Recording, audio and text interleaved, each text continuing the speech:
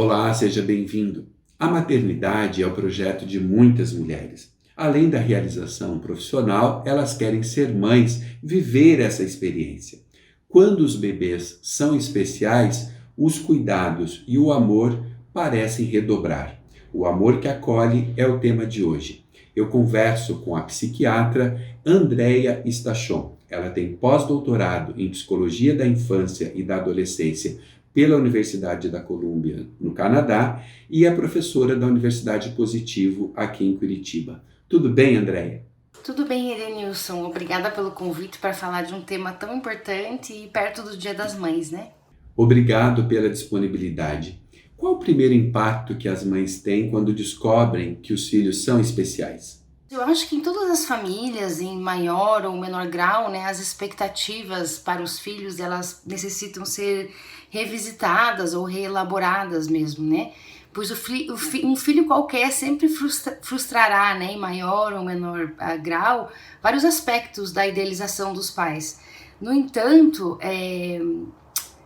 quando a gente fala então de famílias que possuem um filho, né, que é especial, esse contato com o filho real, ele pode ser em geral realmente mais difícil, né?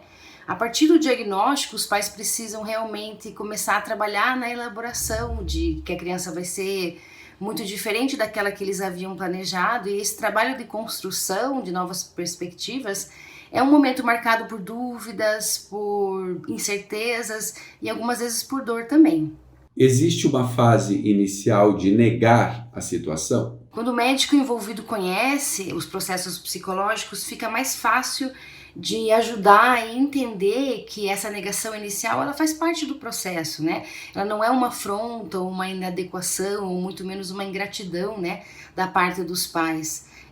Ajuda a lembrar que antes de ser pai e mãe, né, uma criança com necessidades, de uma criança com necessidades especiais, os pais são pessoas que não estavam preparadas, né, para receber tantas exigências que às vezes são particulares e inerentes a esse diagnóstico e que surgem, né, então uma série de sentimentos estranhos ou às vezes confusos em relação a si mesmos e ao próprio filho, né. A gente percebe isso com bastante frequência na prática clínica, né? E qualquer pessoa frente a uma situação desconhecida e temida vivencia esses estágios, né? Quais as necessidades especiais que demandam mais das mães? Uma das coisas que eu acho que a gente precisa falar bastante nesse sentido é que a criança é muito mais do que o diagnóstico em si, né? Então, as demandas, quando a gente vem falar de demanda, eu acho importante lembrar que às vezes uma criança, por exemplo, né, para citar algumas das necessidades especiais, uma criança portadora do transtorno do espectro autista, ela pode demandar mais ou menos de uma criança, por exemplo, portadora de paralisia cerebral, né? E eu acho que nesse sentido é importante a gente falar da necessidade da terapêutica e das intervenções precoces, né? Então, às vezes, uma criança portadora de um mesmo diagnóstico, e volto a falar, ela é muito mais do que isso, né? Ela não é só o diagnóstico, mas, por exemplo, uma criança portadora de uma deficiência qualquer, e se ela não tem uma comunicação, ela não foi estimulada para ter um processo de comunicação, seja verbal ou averbal, né? Ela não consegue entender o que lhe é pedido, o que lhe é solicitado e muito menos explicar. Já uma criança com a mesma necessidade, né, portadora da mesma necessidade especial, se ela foi estimulada em tempo hábil, ela consegue então adquirir processos de comunicação, mesmo que sejam, por exemplo, alternativos, ela vai ser uma criança que demanda menos, né? E também consegue atingir melhor o seu potencial. Por isso que os profissionais acho que insistem tanto na questão do diagnóstico precoce e das terapias que são efetivas. Então, quanto mais cedo se tem um diagnóstico do problema, mais fácil ou melhores resultados os pais vão ter no desenvolvimento dessa criança, claro, considerando as dificuldades inerentes à limitação que ela possui. A gente tem janelas terapêuticas que seriam o momento ideal para a gente estimular a criança dentro daquela etapa de desenvolvimento. Então, por exemplo, a gente está falando de comunicação, então o processo de aquisição da fala ou de uma comunicação alternativa, né? Uma criança que vai ser averbal a vida inteira, mas ela pode sim adquirir uma maneira de se comunicar, então que não vai usar as palavras formais, e a gente precisa estimular num tempo hábil. Então, uma criança com 6 anos que a gente começa a trabalhar a comunicação é diferente de um resultado que a gente vai, numa criança que a gente vai começar com 1 ano, 1 ano e meio. Por isso que é tão importante o diagnóstico precoce, e a gente está falando, né, desses diagnósticos. Os pais têm sido bons parceiros dessas mães com crianças com necessidades especiais? A gente tem visto cada vez mais exemplo de pais que têm participado, né, que têm tomado para si também a frente desse processo todo. Então eu acho que é um momento sim da gente, né, Dia das Mães, mas da gente também lembrar dos pais e desses pais que estão participando cada vez mais. Mas ainda a gente também tem dados da literatura que mostram que as mães são as cuidadoras principais.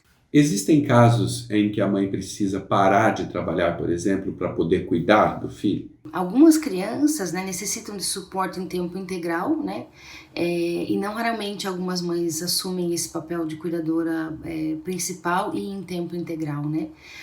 Eu acho que precisa bem salutar a gente lembrar também que isso também ocorre em famílias de extrema baixa renda, né, aqui no Brasil, e se torna mais importante ainda então o conhecimento e a importância da divulgação de acesso a serviços públicos e também direitos que a mãe tem, né? Por exemplo, um exemplo que a gente tem no Brasil é um direito, um auxílio de prestação continuada, que não é voltado para a incapacidade em si, mas ele tem o propósito de ajudar deficientes que se encontram à margem da sociedade em situação de pobreza e necessidade, né?